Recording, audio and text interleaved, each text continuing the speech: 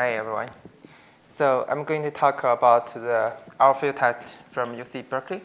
So it's a whole group's work. David Alexander, David Carter, Citris, and a bunch of graduate students in this project. So for the outline, I will go through the timeline of the field test and the DR control strategies we did in past 2 years. I will also show some early results and the results of the integrated DR test and some conclusions from these field test results.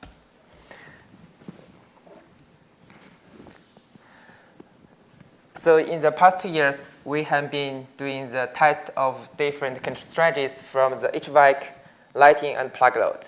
In terms of the HVAC system, we decrease the ventilation rate. We reset the global temperature set point. We also increase the supply temperature. We reset the dead band. We then bunch of combination of those different parameters.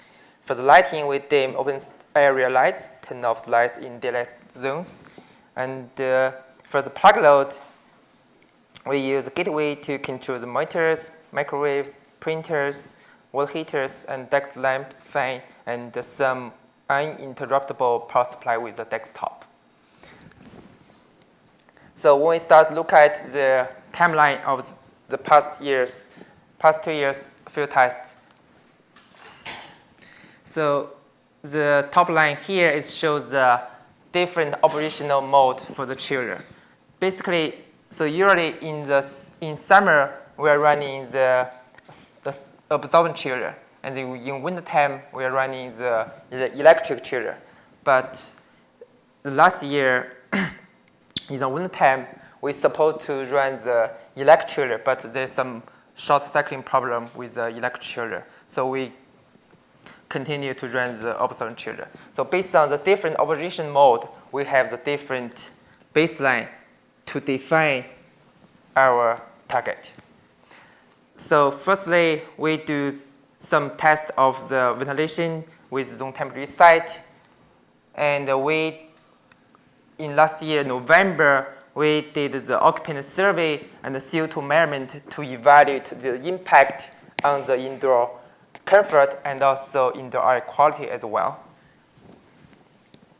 And Andrew from David Carter's group, he performed the field test to turn off the air handling unit during night hours.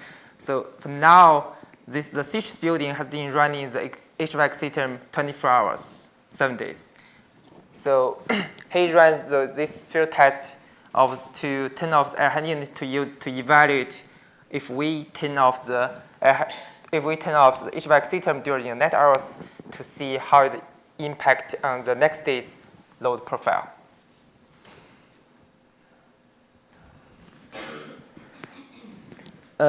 This year, at April, from this year, Siemens start to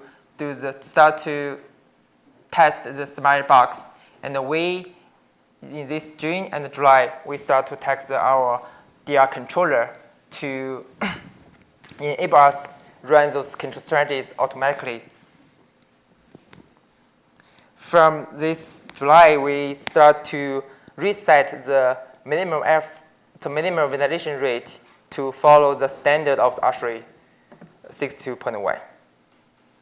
So basically, it covers the key test event in past 2 years. So firstly, in terms of test of our DR controller, we want to test the reliability of the controller. Take one VV box as example. The green line is the heating and cooling mode, and the blue line is the airflow rate for that VV box. From earlier 12 o'clock, we start to pre-cool the building. You can see the airflow rate from the VV box start to increase to pre-cool that room. And then from later to 30 o'clock, we start to reset the minimum airflow rate set point, and also we reach the zone temperature set point. So by implementing these control strategy, the VV box, we are going to push the VV box to run at the minimum airflow rate. As a result, we can achieve power savings from the air handling units.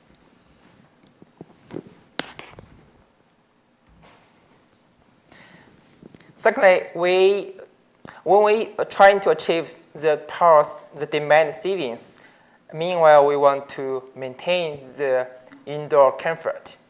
We did the occupant survey when we performed the DR test last year.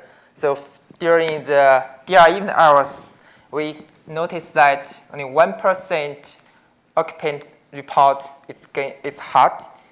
Well, it's still most of the people, they still feel the indoor environment is good for that normal working conditions. So you can see about 76% of people, they still feel neutral or even slightly cool. The reason for that, because the current set point, the current ventilation rate for most of the VV terminals is oversized. Even we reset, we even reduce the minimum ventilation rate, those VV boxes can still provide enough cool air into that room.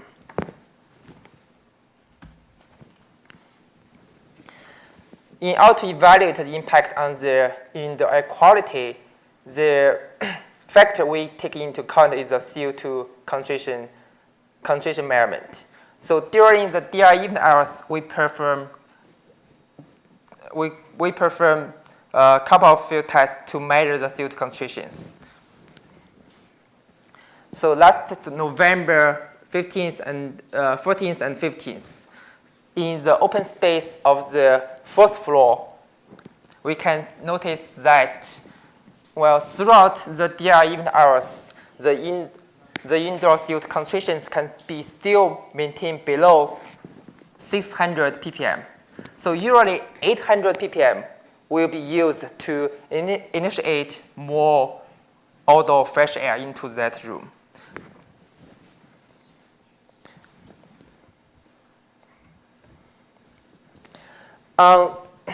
This year, August 2nd, we conduct the first integrated DR test in terms of similar control strategies for the HVAC, lighting, and plug load. At the same time, we also ask occupant to do that part of work, trying to do that by to reduce the plug usage. For example, they can plug out their laptop adapter, and they can shut down their microwaves, printers, or postpone their task of the printer. So by combining those control strategies, here is some results from the HVAC. By compare the DR unit to the baseline, we can see we can achieve at least 25 kilowatts of demand savings from the air handling units. It's about 40% of the baseline power usage. And for the lighting plug load, it's a high mode to control the lighting plug load. At the maximum, we can achieve 40 kilowatts of demand savings. So the only changeable power savings is from the HVAC. In terms of our goal of this project, the goal of 30% peak reduction was proposed for hot days. We have been expecting hot days during the past months, but we are still hoping some hot days in the next couple of months. But even that, given a cool day on August 2nd, DR test results can still meet our expectations of the load shed by, you can see the red graph of the results. The project demand reduction is about 65 kilowatt, and during the day of we performed the first test on August 2nd, it achieved that goal. But it still not meets our 30% of demand reduction. So DR control strategies in terms of conclusions, their control strategies have little impact on sleep comfort and indoor air quality, and at least 20% peak reductions with the cool weather and sometimes occupancy. We are hoping we will have hot weathers for our test in next couple months to meet our target. Finally, we will, as Dave Australia mentioned, we'll continue to add intelligence and develop visualization tools to help people better understand the end usage in Citris.